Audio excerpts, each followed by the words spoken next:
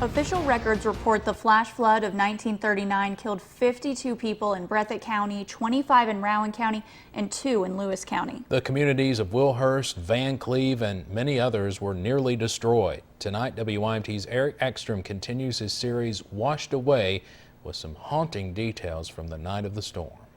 Now, it was right here in the Frozen Creek community of Breathitt County where the flood of '39 hit the hardest. Behind me is what is known as Rooster Rock, which stands at about 20 feet tall. Now, historians say that night waters were so high they nearly crested the top, which allowed some survivors to swim to its surface for safety. But the flood did not play favorites that night. Rowan County, Lewis County, as well as 8 others shared in the horrors that evening.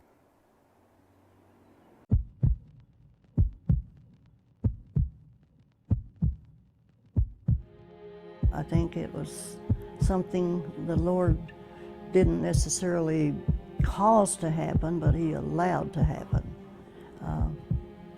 As to why, I don't know. If hell itself came to earth for one night, what would we see? You can see the hills all around and everything around just light as day, and it seemed like continuous, just one flash after the other. What would we hear?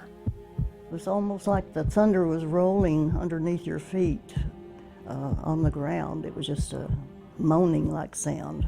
It's just the horror of it, going out into the night, not knowing what was there, but water everywhere around you.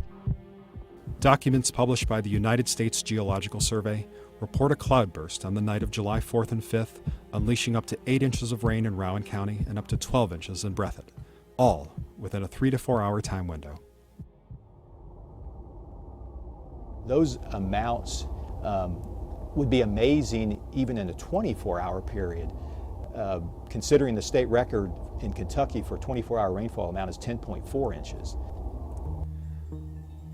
And with record-shattering rain came equally shattering floodwater, made even worse by an unforgiving landscape.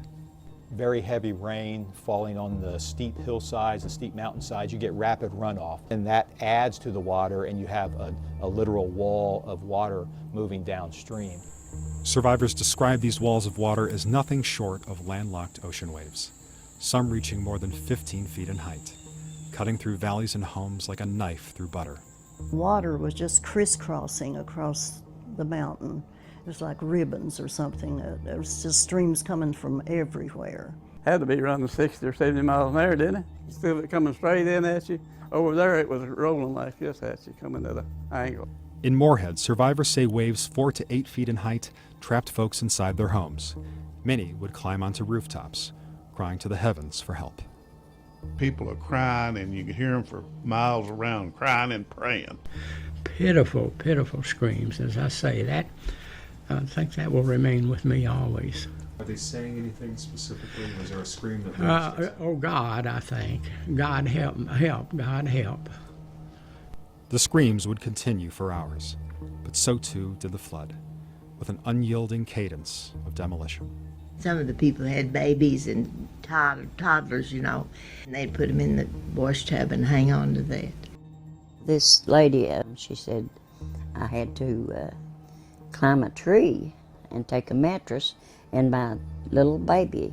And she said I stayed in that tree for 3 days and nights with my baby in a mattress.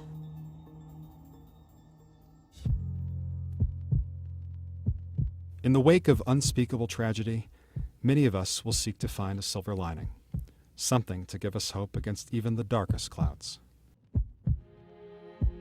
But as the cloudburst released its final drops on July 5th, 1939, survivors say silver was nowhere to be found, only brown, which colored the land with a sickening trail of mud and debris they once called home. Tomorrow, our series continues with the days and months which followed the flood of '39, including video footage taken just days after the flood in Moorhead, which some experts told us they believe did not even exist.